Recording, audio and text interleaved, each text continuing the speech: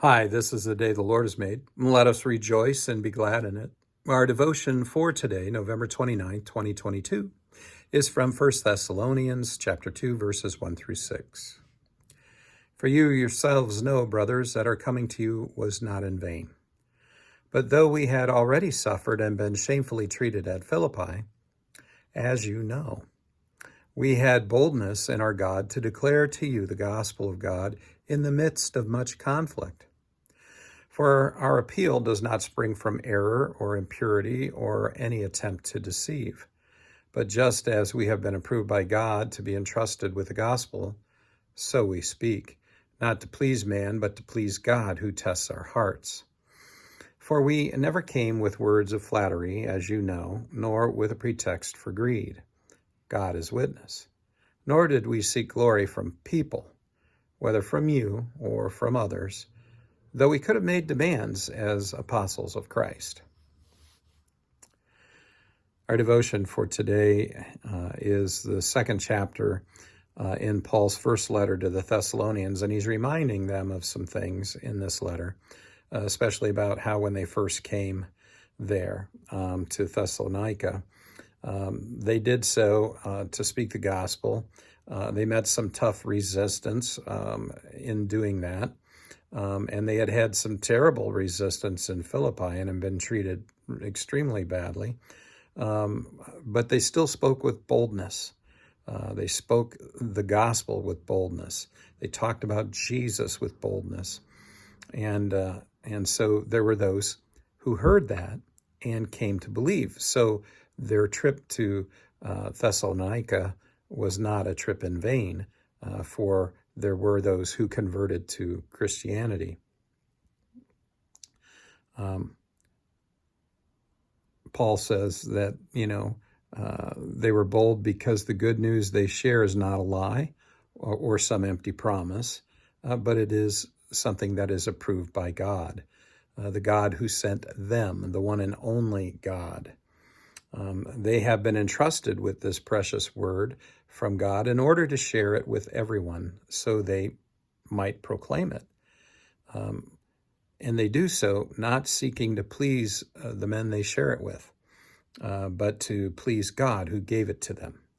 The God who, he says, also tests their hearts. That is, he tests their sincerity and commitment to his mission. Can we be as bold today as Paul was then?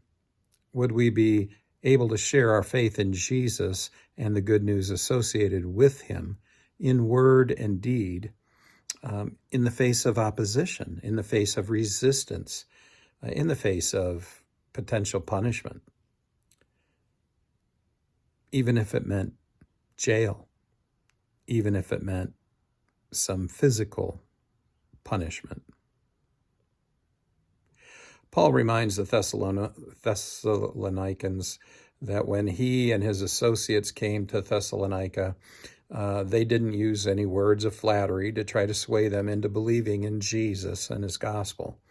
They didn't come because they were greedy, seeking a lot of money for themselves in the proclamation of the gospel. I hope the televangelists, catch this when they read this part of the gospel. Nor did they seek glory among them, among the people that they were proclaiming the gospel to.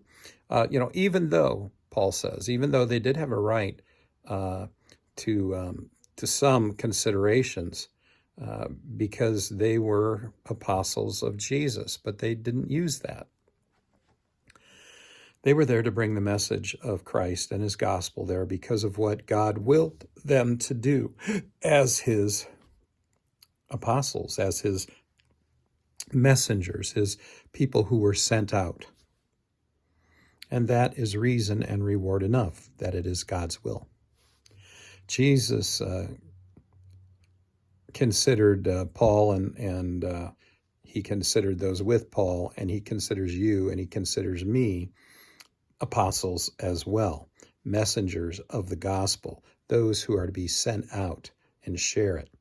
And so he does. He sends us out each day into the particular mission fields that we have in the circle of friends and job and all that we encompass in each day. He sends us out not to seek glory for ourselves, not to seek riches for ourselves, but to share with boldness the gospel message of Jesus into these mission fields. And he tests us. Not all of our sharing will be accepted easily or without opposition. Not all of our opportunities will be quiet, private ones, but may be very public. The same Spirit, however, who was guiding Paul and those who were with Paul is in you and in me. We receive the Spirit in the waters of our baptism. The Holy Spirit gives us courage and boldness to share the words, and the Holy Spirit will even provide the words if we just trust Him. So, trust me when I say that the Holy Spirit, the same one that was in Paul, is in you. And because this is true, the same boldness and the same courage that was in Paul is in you. That same courage and boldness to speak the truth of Jesus and His gospel. Go in peace, serve the Lord.